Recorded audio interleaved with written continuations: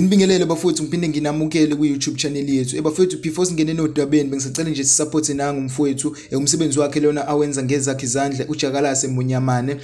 Bafowethu ikombo is only 200 rand and ungamthola einkundleni zokuxhumana Facebook kanti ngena ku WhatsApp and inamba ka WhatsApp usuyishare ku screen. Ungamfonela WhatsApp and igama ku Facebook it's Jakalase Munyamane. Bafowethu support singayibonga kakhulu. Bafowethu indaba esiniphathele lona njengamanje ngolithinta ke ukuboshwa kukaBaba uJacob Zuma.